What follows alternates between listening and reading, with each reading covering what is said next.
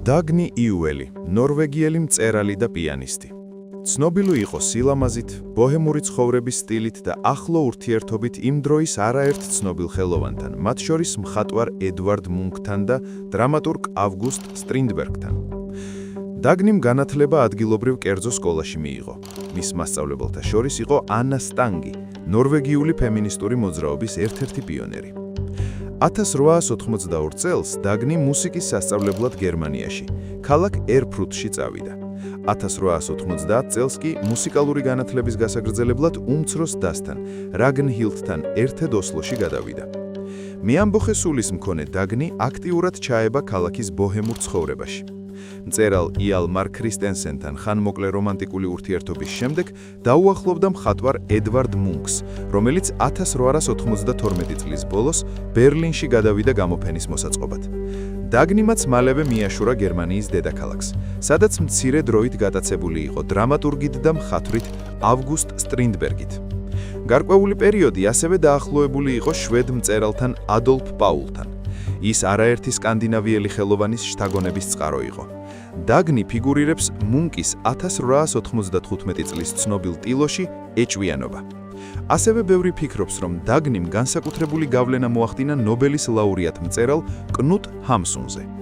1892 წელს გამოქვეყნებულ რომანში „მისტერიები“ ერთ-ერთ პერსონაჟს დაგნი ჰქვია და მკითხველების ნაწილი მიიჩნევს, რომ ის თავისი მომხიბვლელობით ძალიან გავს დაგნი იუელს. მოგვიანებით მუნკმა დაგნის შვედი მწერალი ავგუსტ სტრინდბერგი გააცნო.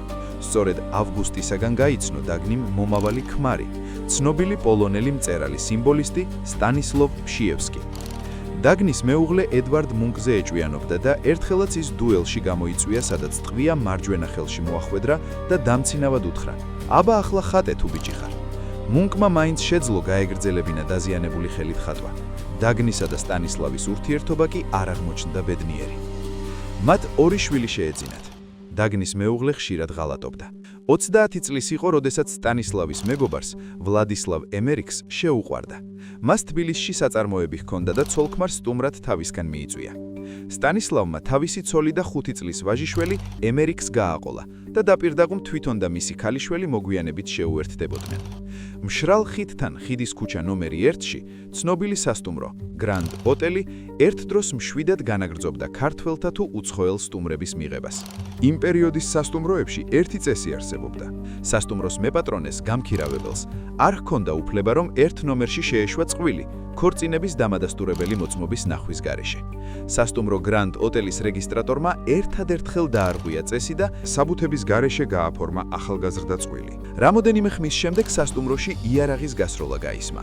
ეს იყო 1991 წლის 23 მაისი. 26 მაისს გამოცემული გაზეთი „კავკაზი“ იტყობინება. გრანდ ოტელის ნომერში დიდი ხანია ბინადრობს ვარშავის გუბერნიის მემაულე ვლადისლავ ემერიკი.